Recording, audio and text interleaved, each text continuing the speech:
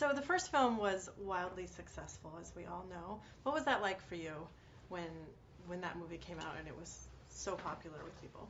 I mean, it was really exciting because it was really one of the first animated things I've ever done, and just getting to see the movie come together, like for the first time when I got to see all the characters and then my character, my voice coming out of someone that wasn't me. I don't know, it was really exciting. Cool. Tell me where Margot is in the beginning of this film. She's really grown up a lot. She's texting now. She's sort of having some little boy attractions. Tell me Yeah, about it. it's fun getting to play Margot a little bit older in this movie because they're more of a family now. So she's not as worried about her sisters, and she has her first crush. And I love the animation, like the way Antonio looks and how he like flips his hair and he's just so suave, and she can't help but fall for him.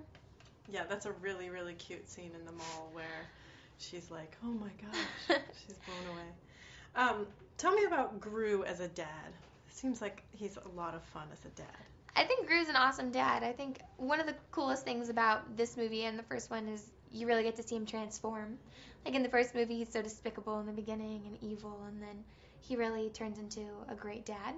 So in the beginning of this one, you can really see how much he's changed in Despicable Me too, and how much he's just focusing on being a really good dad.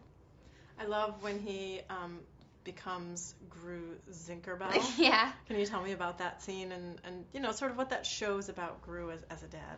Yeah, in the beginning of Despicable Me too, he's Gru Zinkerbell, which last minute the like fairy princess that's gonna come to the big birthday party can't make it, so he doesn't want to let all the little kids down, so he dresses up, and he's probably one of the most hideous like fairies I've ever seen, but it's really sweet, and I think it definitely shows how much he cares. And how it just shows how he'd do anything for her. Now you've done 2 movies with Steve Carell, and you've gotten to spend a lot of time with him. What's that experience been like for you? It's awesome getting to work with Steve because even though we all record individually, have gotten to know him pretty well from the first movie, Publicity, and now hanging out with him during this one. And I know he has 2 kids that are like really excited to see the movie, so it's just been really fun hanging out with him and getting to know him more. He's like super funny.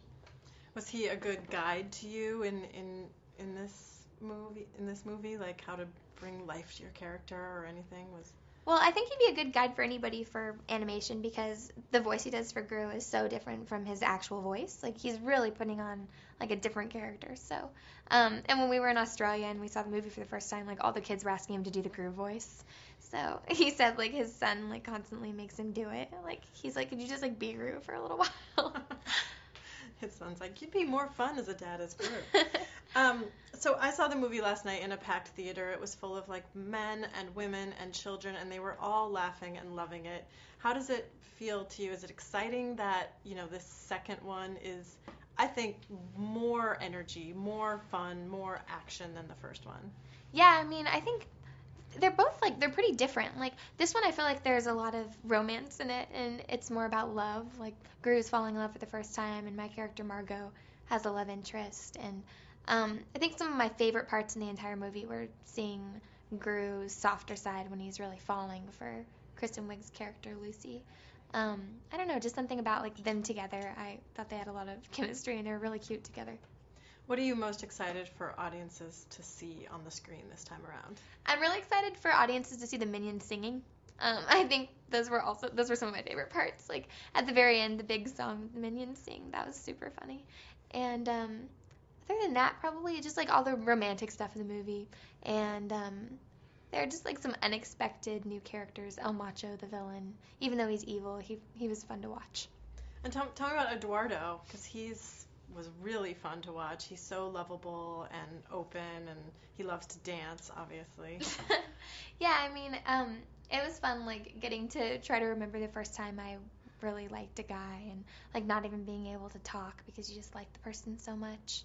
And I think just all those scenes are funny, like with the guacamole hat. I want one of those. I feel like anybody could get through a breakup if they had a guacamole hat.